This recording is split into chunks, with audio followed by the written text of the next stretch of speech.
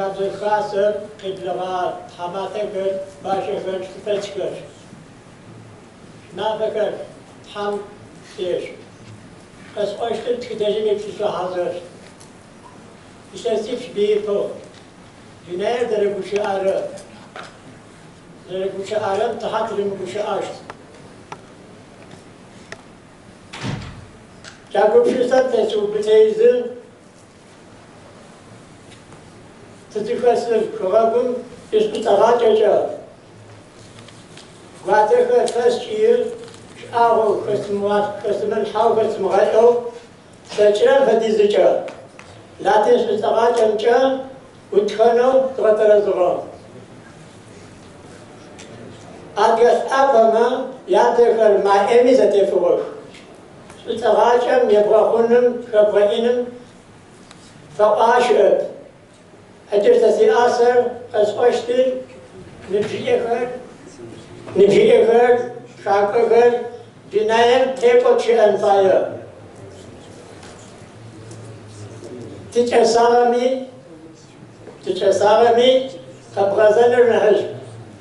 Şumakama, teknoloji zifavırı, adremiye enfayı. Gel kesimine ko, kazgacayı. İşte mipo adı hazır sazgata taşkam seçiyor. Sütçavur sütçacı çıkar. Ne adı hazır? Adı hazır ne haberini zekite süçte sepet hazır açılmış. Çok değerli misafirler, hanımefendiler, beyefendiler. Çerkes Dil Toplantısına hoş geldiniz, şeref verdiniz. Hepinizi saygıyla selamlıyorum. Öncelikle böyle bir amaçla bir araya gelmenizden çok memnun olduğumu belirtmek geç kalınmış olmasına rağmen böyle bir adımın atılıyor olması beni ziyadesiyle mutlu etti. Yaşımın ilerlemesi olması ve branşımın dışında olmasına rağmen bu konuda bir şeyler yapmak istedim. Çünkü çocuklarımıza bildiklerimizi aktarmamak beni ciddi manada üzüyordu. Hem de düşündürüyordu. Çocuklarımız doğduğundan itibaren Latin harflerini kullandıklarından önlerine koyduğumuz Kiril kökenli alfabeyi bir türlü benimseyemiyorlardı.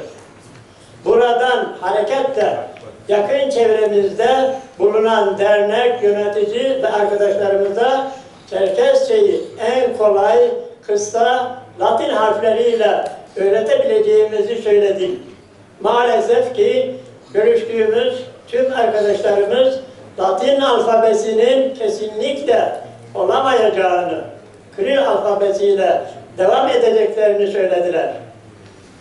Bu konuda başvuru talep ve önerilerimiz dikkate alınmadı, bir sonuç alamadığımı görünce ben de kendi başıma oturup Çerkesçeyi meydana getiren seslerle Latin harflerinden karşılıklar oluşturarak yaptığım bu alfabeyle bildiğim kelimeleri sözlük şeklinde hazırladım.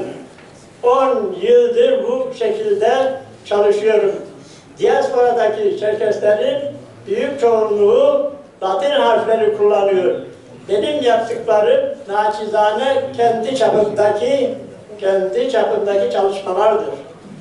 Yani başka taraftan bir yardım veya bir bilim adamı değilim ben. Çalışmalardır. Şimdi bu amaçla bir araya gelen siz saygıdeğer arkadaşlarımızın yapacakları çalışmaları umuyorum ki tüm lehçeleri karşılayacak şekilde tek bir Latin alfabeyle Çerkes dilinin yazımı konusunda birlik sağlanır ve yarınımız olan çocuklarımız dillerini kaybetmezler. Hepinizi saygıyla selamlıyor, çalışmalarınızda başarılar diliyorum. Çok sağ olun.